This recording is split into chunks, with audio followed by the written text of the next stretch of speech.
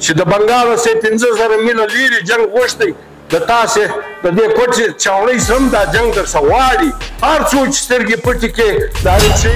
چې هغه درته وایي په وزیرستان کې یو مړی وکړه ته شل کوې ته د کرایې قاتل یې ته کتن ته ځان ته ملک ویلی نه سې ملایان هم شرم نه لري په ماجد کې مړه کړه نن هم دی د معتبرۍ شوق لري ملا صاحب قرار کښېنه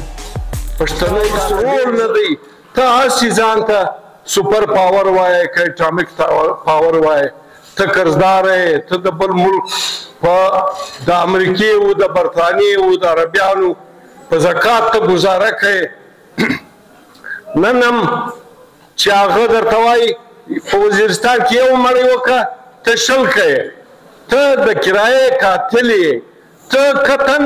ته ځان ته ملک ویلی نه سې ته دا ستا فوج چې ولاړ دی په دا چاوڼۍ کې چې اوس ناست دی د دې چې کومې خرچې دي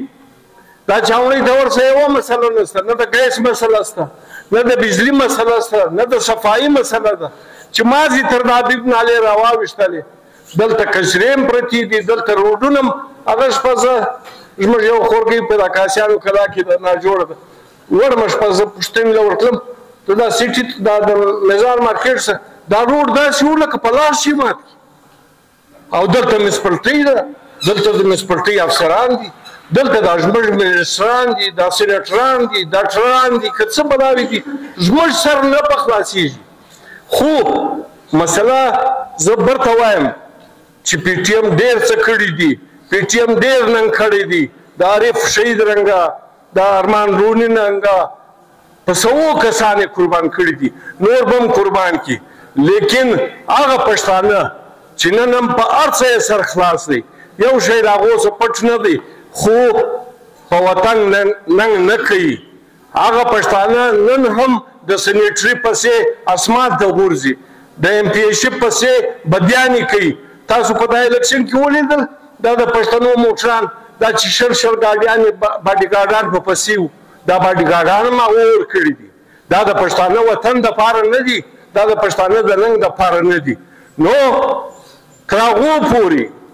چې د دې پښتون قوم ډاکټران انجینران خانان ملایان هم شرم نه لري په ماجد کې مړه کړه نن هم دی د معتبرۍ شوق لري ملا صاحب قرار کښېنه پښتنو تا ته ډېر عزت درکړی وي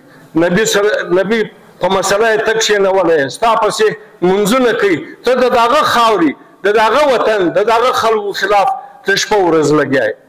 دغسې دا زموږ خانان دا ایم پیګان دا منسټران دا څه بلاوي دا ټول ووټ راکړه نوټ واخه دونې کوچني خلک دي دا غټ ګاډۍ ته یې مه ګورئ دا بنګلو ته یې مه ګورئ دا دومره ضعیفه دي ذهني طور دومره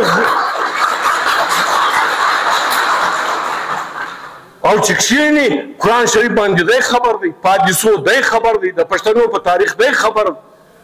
خو دشمن نه په ګوته کوي رښتیا نه وایي دا جنگ د تاسې غواړي چې د بنګال سه 15000 میله لرې جنگ غوښتی د تاسې د دې کوټې چاوڼۍ سم دا جنگ در څه غواړي هر څو چې سترګې پټې کې د عارف شهید رنګه به ګولۍ پر سیده خورې یو عارف شهید ته بیا سره ګلان پېښوم ستاسو د ټول